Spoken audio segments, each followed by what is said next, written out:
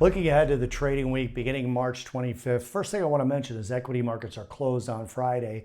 It is the Good Friday holiday before Easter Sunday, but the end of the quarter is coming at the same time, and that is always a pretty volatile event for equities as we have some options expirations and you have some window dressing from the end of the quarter. It's less the options thing ever since ODTE, but that's okay. We still have a lot of things that you need to keep an eye on. And this is coming off the heels of the best week for equities in 2024 for the big three, not necessarily for the Russell, but still an up week for the Russell.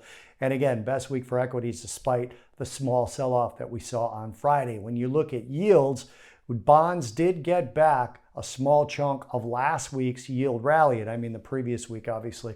This past week, we ended up with a 2-year down double digits, a 5-year and a 10-year down double digits. 10-year ended up about 420, 421 on the yield side. 30-year, however, only down 5. And we had a pretty good reversal of the flattening of the curve we saw last week. 3 basis points, but still you'd like to see the 2s10s in that negative 30 range because it means it's going in the right direction.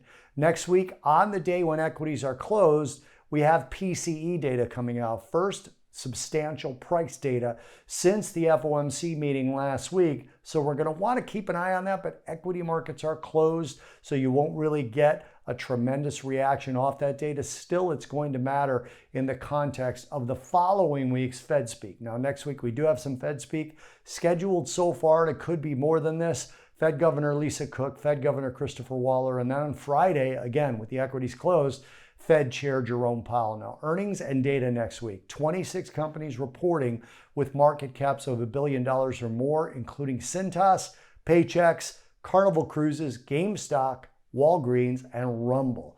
In terms of data, BOJ meeting minutes on Sunday night, Monday in the U.S., Chicago Fed Index and new home sales. Tuesday, German consumer confidence, U.S. durable goods, and U.S. consumer confidence. Wednesday, EU consumer confidence. Thursday, UK, German, Canadian, and U.S. GDP, although most of that is final numbers, and the U.S. Michigan sentiment. And then Friday, that PCE price data that I mentioned.